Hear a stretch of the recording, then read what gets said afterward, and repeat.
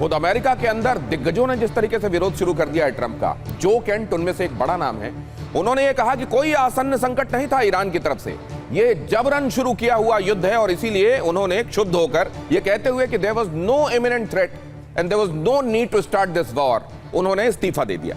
कहा यह जा रहा है कि इसके बाद कई लाइन में है। सुना तो यह भी है कि हो सकता है तुलसी गबार्ड भी इस बात से क्षुब्ध होकर इस्तीफा दे दें।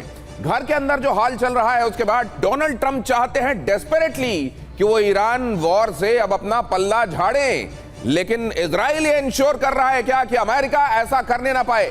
क्या इसीलिए अली लारिजानी, क्या इसीलिए इस्माइल खिताबी, क्या इसीलिए सुलेमानी, इस तरह के बड़े नामों को 18वें और 19वें दिन जंग में निशाना बनाया गया इजराइल की तरफ से? ये पूरी बात आपको बताऊंगा, मेहमानों के साथ इसका विश्लेषण भी करेंगे।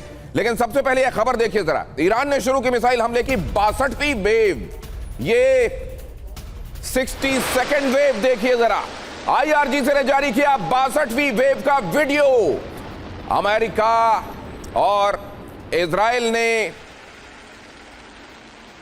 इजराइल के ठिकानों पर ईरान ने किस तरह से दागी मिसाइलें, उसकी तस्वीरें यहां पर आप देख रहे हैं। 62वीं वेव, कल जब इस वक्त आपसे बात हो रही थी तब हमने आपको दिखाया था 58वीं वेव, कैसे ईरान ने मिसाइलों की बारिश कर दी थी एक तरीके से इजराइल और मिडिल ईस्ट में अमेरिका के बेसिस पर। और यहां पर आप देख रहे हैं कल शाम अड़ी के बाद जब आपसे आज मुखातिब हूं मैं, ये 62वीं वेव है, लगभग उसी तरह की आवाजें, ताजा वीडियो। और जैसा मैंने आपको बताया, कल जब इस वक्त अड़ी में हम बात कर रहे थे तब 58वीं लहर के विजुअल्स मैं आपके सामने रख रहा था, और आज जब मैं इस वक्त बात कर रहा हूं तो ये 4 फेजेस और आगे बढ़ गए। ऐसे मिसाइलों की जो बौछार की जाती है एक बार में, इस तरह का जो एक स्पेल आता है, इस तरह का जो एक फेज आता है, अब ये 62वां फेज इस समय चल रहा है। इसके बारे में चर्चा करेंगे तब जबकि लोग ये समझ रहे हैं कि ईरान का असलहा तो अब खत्म होता जा रहा है, कैसे उन्होंने फेज दर फेज अपने हमलों को प्लान किया हुआ है, तब जबकि अली लारिजानी जैसे वो लीडर्स जो असल में इन पूरे हमलों को सिंक्रोनाइज्ड रखने की कुव्वत रखते थे, उनके चले जाने के बावजूद ये सब कुछ कैसे बगैर किसी ऑब्स्टेकल के ईरान अंजाम दे पा रहा है, ये एक बहुत बड़ा सवाल है। अपने मेहमानों के पास चलेंगे, इसका जवाब जानेंगे, लेकिन तब तक ये देखिए बेरूत से आया तबाही का लेटेस्ट वीडियो आपके सामने रख रहा हूं। अब जरा लेबनान की तरफ आपको ले चलता हूं, वहां क्या चल रहा है। बेरूत से तबाही का जो लेटेस्ट वीडियो आया है वो ये है, इजरायली एयर स्ट्राइक से भीषण तबाही यहां पर हुई है। बेरूत में इजराइल डिफेंस फोर्सेस ने एयर स्ट्राइक की है और यहां पर देखिए किस तरीके से एक बार फिर से तबाही नजर आ रही है उन जगहों पर जहां IDF ने टारगेट लॉक करके बम मारे हैं। ये देखिए जरा, अब यहां पर आग बुझाई जा रही है, ये ध्वस्त हुई इमारतें ये बता रही हैं कि यहां हिजबुल्लाह से रिलेटेड एक्टिविटीज को आइडेंटिफाई किया गया, इजराइल की तरफ से इनको ईयरमार्क किया गया, आइडेंटिफाई किया गया, टारगेट लॉक किया गया और उसके बाद बूम। अब यहां जो स्थिति है वो ये है कि हिजबुल्लाह अब भी हालांकि अटैक कर रहा है। हिजबुल्लाह ने जो लेटेस्ट वीडियो जारी किया है मैं बहुत जल्द आपके सामने वो रखूंगा। हिजबुल्लाह भी ये बताने में लगा हुआ है कि हमारी ताकत कम नहीं हो रही है इन हमलों के बावजूद, लेकिन इजराइल ने यह तय कर लिया है कि इन हमलों के बाद न तो ईरान की तरफ से थ्रेट होना चाहिए और न ही ईरान का कोई प्रॉक्सी बचना चाहिए, और खास तौर से हिजबुल्लाह। अब अगली खबर देखिए, ईरान के गैस प्लांट पर इजराइल का हमला, बुशहर प्रांत के असूल पोर्ट पर हमला हुआ। ईरान के महत्वपूर्ण गैस प्लांट पर हमला हुआ, स्ट्राइक के बाद धुआं धुआं आसमान। बुशहर में यह भी बताया जा रहा है कि यहां जो न्यूक्लियर फैसिलिटी है उस पर भी इजराइल ने हमला किया है। हालांकि IAEA ने यह बात स्पष्ट की है कि इस हमले में किसी भी तरीके से जो न्यूक्लियर फैसिलिटी है उसको कोई नुकसान नहीं पहुंचा है और ना ही रेडिएशन यहां से लीक हो रहा है। लेकिन बुशहर में ऑयल फैसिलिटी और बुशहर में ही एक न्यूक्लियर फैसिलिटी पर हमला यह बताता है कि इस समय इजराइल ईरान में किसी भी ऐसी चीज को बाकी नहीं रहने देना चाहता जो आने वाले दिनों में इजराइल के लिए थ्रेट हो या ईरान की प्रॉस्पेरिटी में उसको एक तरीके से वापस बसाए जाने की सूरत में, उन कोशिशों की सूरत में उसके लिए इकोनॉमी की एक वजह साबित हो। इसीलिए आप ये हमले यहां देख रहे हैं, लगातार हो रहे हैं। ईरान को हर तरीके से कमजोर करना चाहता है इजराइल। अगली खबर देखिए, इजराइल का लेबनान पर बड़ा हमला, लेबनान पर हमले में आपको लगातार दिखा रहा हूं। बेरूत पर मैंने आपको दिखाया था अब से कुछ देर पहले, राजधानी में कैसा हमला हुआ था। रॉकेट हमलों के बाद हवाई और समुद्री कार्रवाई हो रही है, एक साथ आसमान और समुद्र से हमला।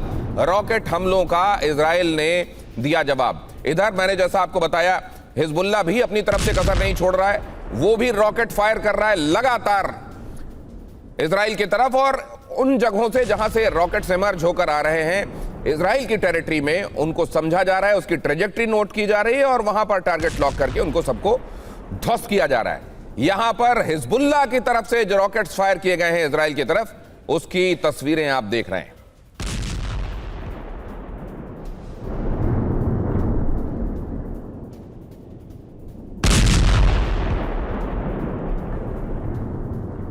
हिजबुल्लाह के ऊपर हमले जारी हैं और हिजबुल्लाह की तरफ से रॉकेट चलाए जाने का सिलसिला भी जारी है इजराइल की तरफ। और अगली खबर देखिए, बेरूत में टारगेटेड अटैक किए जा रहे हैं। इजराइल की सटीक स्ट्राइक देखने को मिल रही है। जो कहा कल ब्लात इलाके में एक और अटैक की तस्वीर मैं आपको दिखा रहा हूं। 2 खबरों के पहले भी मैंने आपको बेरूत में हुए हमले की तस्वीर दिखाई थी, लेकिन बेरूत में ही एक डिफरेंट लोकेशन पर किस तरह से हमला किया गया है देखिए जरा। इस बिल्डिंग में उस खिड़की की तरफ ध्यान दीजिए जहां प्रिसीजन स्ट्राइक में आप देख रहे हैं आग लगी हुई है। हिजबुल्लाह का ऑपरेटिव यहां पर बैठा हुआ था और वही टारगेट था। और इस तरह के प्रिसीजन अटैक के लिए ही आईडीएफ जानी जाती है, जहां यह देखा जाता है कि उनका जो शिकार है वो कहां पर मौजूद है, बिल्डिंग के किस हिस्से में मौजूद है, और वहां पर जाकर उसको खत्म करने का मादा, बिल्डिंग के बाकी हिस्सों को इंटैक्ट रखते हुए उसको खत्म करने का मादा। और ऐसी प्रिसीजन स्ट्राइक जो कि एक तरीके से सिग्नेचर स्ट्राइक है इजराइल की। और लेबनान में इजराइल का एक और बड़ा हमला मैं आपको दिखाता हूं। सेडोन में हमले में एक गाड़ी तबाह हुई है। हमले के बाद आग के गोले में यह कार बदल गई।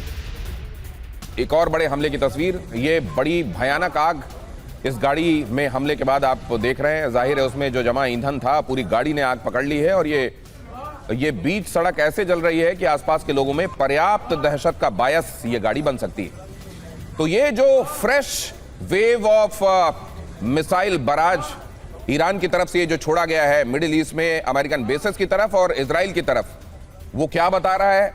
अमेरिका की तरफ से डेस्परेशन जो स्टेटमेंट्स में दिखाई दिया बीते दिनों, उसके बीच में इजराइल की तरफ से महत्वपूर्ण टारगेट्स को ईरान में एलिमिनेट करना, जिसमें अली लारिजानी भी शामिल हैं, जिसमें इस्माइल खिताबी भी शामिल हैं, जिसमें घोलमेरेजा भी शामिल हैं, सुलेमानी, घोलमेरेजा सुलेमानी। और ये महत्वपूर्ण लोग हैं। ये ईरान की अभी जो मशीनरी, अब ये कह लीजिए कि महत्वपूर्ण टारगेट्स तो पहले दिन से एलिमिनेट किए जा रहे हैं, लेकिन इस समय जो जिनके हाथों में इस पूरे हमले की और ईरान के मुस्तकबिल की कमान है, उन लोगों का भी एलिमिनेट किया जाना, क्या इजराइल ने जानबूझकर ऐसे वक्त में यह किया है ताकि अमेरिका चाहे भी तो यहां से अपना पल्ला छुड़ा ना सके? बहुत सारे लोग इसका इंटरप्रिटेशन ऐसे ही कर रहे हैं।